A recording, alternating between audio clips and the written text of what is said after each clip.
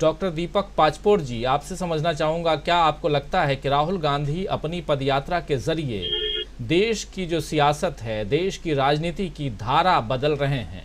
क्योंकि जो नफरत और झूठ बोलने वाली राजनीति जिस प्रकार हावी है इस देश में, वहाँ सत्य और प्रेम की राजनीति सिखाने और करने की कोशिश कर रहे हैं राहुल गांधी। कितने सफल होंगे ये मैं आपसे नहीं पूछने वाला, ये भविष्यवक्ता कोई नहीं हो सकता, लेकिन हाँ, गांधी की राह और राहुल गांधी की राह कहीं न कहीं समानांतर चलती हुई यहाँ दिखाई देती है। इसलिए भी ये सवाल यहाँ उठता है कि आज के दौर में इस राजनीति से कितने सफल होंगे, या और उसमें भी चूंकि चुनावी राजनीति में भी आपको सफल होना है, आपको चुनाव दर चुनाव, हर चुनाव हारना नहीं बल्कि कुछ चुनाव जीतना भी है। तो ऐसे में राहुल गांधी की राह को आप किस दिशा में जाते हुए देख रहे हैं दीपक पाचपोर जी? राजीव जी, जिस तरह मेरी बांग्लादेश देश की यात्रा का आपने जिक्र किया, तो मैं 23-24 तारीख के बाद से बहुत कुछ भारत की जो चीजें जो हो रही हैं उनको बहुत ज्यादा फॉलो नहीं कर पा रहा था। लेकिन 23-24 के बाद आज मैं राहुल गांधी को देख रहा हूं तो मुझे उनमें एक बड़ा परिवर्तन नजर आ रहा है। संभवतः वो परिवर्तन शायद आप नहीं देख पा रहे होंगे। वैसे ही जैसे घर का जो बच्चा है वो धीरे धीरे रोज बढ़ता है, लेकिन वो घर वाले उसको ऑब्जर्व नहीं करते, लेकिन लंबे समय के बाद कोई मेहमान आता है तो बोलता है कि अरे बेटा तुम इतने बड़े हो गए। तो मुझे आज उनके बातों में बड़ी एक मेच्योरिटी नजर आई। हालांकि ऐसा नहीं कि उन्होंने सीधा प्रहार कभी ना किया हो। आप बताइए कि इस देश में अडानी और अंबानी पे सीधा हमला किसने किया? केवल राहुल गांधी ने किया। भारत एक संघ है, ये भी उन्होंने बताया। हिंदू और हिंदुत्ववाद में अंतर क्या है, इसको भी उन्होंने बताया। संघ पर प्रहार, भारतीय जनता पर प्रहार वो लगातार करते रहे हैं। तो राहुल गांधी बहुत सारी चीजें पहले कहते रहे हैं और लेकिन आज का इनका जो केदारनाथ उनकी जो यात्रा की उन्होंने बात की है, वो एक बड़े ही मेच्योर किस्म से उन्होंने बात कही है। देखिए, अल्टीमेटली एक राजनीतिक या राजनेता क्या करता है, वो दो ही काम करता है। एक तो वो लोगों को इन्फ्लुएंस करता है और दूसरा जो है वो उसको उसका ओपिनियन अपने पक्ष में मोड़ने की कोशिश करता है। ये किसी भी राजनेता या राजनीतिक दल का मुख्य रूप से काम यही है। अखिल स्वामी जी इसको और अच्छी तरीके से एक्सप्लेन कर सकेंगे शायद। तो राहुल गांधी का आज जो भाषण है वो एक बहुत पुराने दोहे को उन्होंने अपने आप चरितार्थ किया। उन्होंने बिना बताए क्या, हमारे यहाँ कहा जाता है संत मिलन को जाइए तज माया अभिमान, ज्यों ज्यों पग आगे बढ़े कोटिन यज्ञ समान। तो उन्होंने इस बात को अप्रत्यक्ष रूप से लोगों को समझाया है कि अगर आप किसी संत से मिलने जा रहे हैं तो आपका व्यवहार कैसा होना चाहिए और आपको कैसे जाना चाहिए। ये एक बड़ा वास्ट डिफरेंस है आज से लगभग 20 दिनों पहले के राहुल में और आज के राहुल में, जो मैं ऑब्जर्व कर पा रहा हूं। दूसरी बात आपने कही कि क्या महात्मा गांधी की तरह उनकी कुछ मतलब समानता दिख रही है। आप याद कीजिए कि 9 जनवरी 1915 को महात्मा गांधी दक्षिण अफ्रीका से लौटे थे। उसके बाद 15 अगस्त 1947 को, मतलब लगभग 32 वर्ष उन्हें लगा था देश को आजाद कराने में। तो हम बहुत ये उम्मीद ना करें कि राहुल गांधी ओवरनाइट कोई वो परिवर्तन कर देंगे, क्योंकि लोगों का जो ब्रेन वॉश किया गया है वो इतना जबरदस्त ढंग से किया गया है, इतने जबरदस्त ढंग से मीडिया को कंट्रोल किया गया, मीडिया के जरिए लोगों में बात फैलाई गई।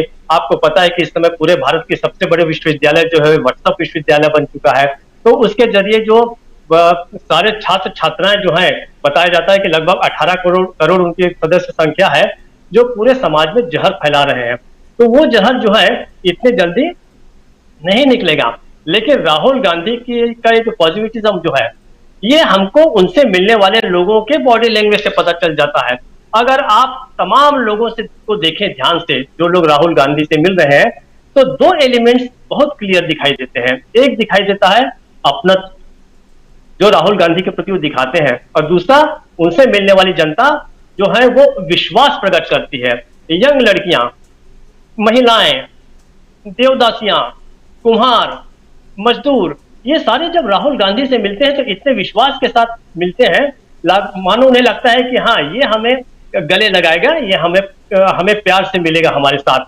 तो ये जो अचीवमेंट है राहुल गांधी का, तो राहुल गांधी इस मामले में मुझे अपनी जगह से पहले से काफी बढ़े हुए नजर आ रहे हैं।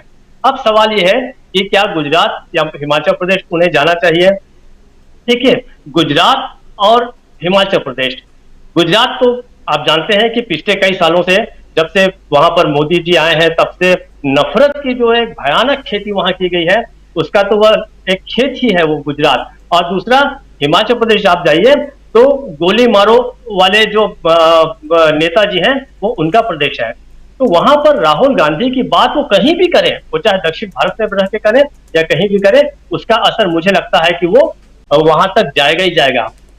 मेरा ये भी मानना है कि वो जाएं या ना जाएं, ये क्योंकि उन्होंने कह दिया है कि मुझे क्या ड्यूटी करनी है, मेरी क्या जिम्मेदारियां होंगी, ये मेरे अध्यक्ष मल्लिकार्जुन खड़गे तय करेंगे। लेकिन ये बात तो है कि आगे आने वाले सारे समय में जितने भी चुनाव लड़े जाएंगे, जितनी भी गतिविधियां होंगी, वो सारी की सारी राहुल गांधी की इस भारत जोड़ो यात्रा की छाया और उसके परिप्रेक्ष्य में ही तय होगी। गुजरात और हिमाचल प्रदेश जाए चाहे ना जाए, ये मैं नहीं जानता।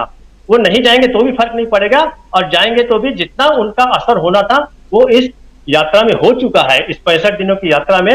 और उन्होंने जितने किलोमीटर की यात्रा तय कर ली है, उसका रास्ता अप्रत्यक्ष रूप से गुजरात और हिमाचल प्रदेश अपने आप चला जाता है।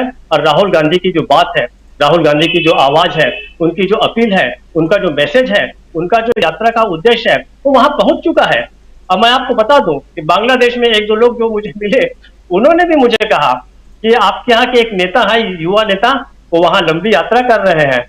वो बांग्लादेश के लोग ज्यादातर परिचित है यहाँ की राजनीति से, और अच्छा खासा वो पढ़ते लिखते रहते हैं। तो ये बात तो सारी दुनिया में जा चुकी है, उसका असर कितना होगा ये आने वाले समय में बताएगा। लेकिन ये बात है कि अंतिम बात अपनी कर दूं कि ये हम ओवरनाइट किसी तरीके की इसकी उम्मीद ना करें। जैसा मैंने कहा कि महात्मा गांधी को 32 साल लग गए देश को आजाद करने में, और जॉर्ज बर्नार्ड शॉ ने एक नाटक लिखा जिसका नाम है मैन एंड सुपरमैन। तो उनको पूछा गया कि आपको यह लिखने में कितना समय लगा, तो उन्होंने बताया कि 2 वर्ष और सारा जीवन। आज हम जहां जहां खड़े हैं, ये केवल साल, 2 साल, 5 साल की बात नहीं होती, इसके पीछे सारा जीवन लगता है। तो राहुल गांधी का जो सारा जीवन है, उसका क्लाइमेक्स अगर हम कह सकते हैं कि भारत जोड़ो यात्रा में है।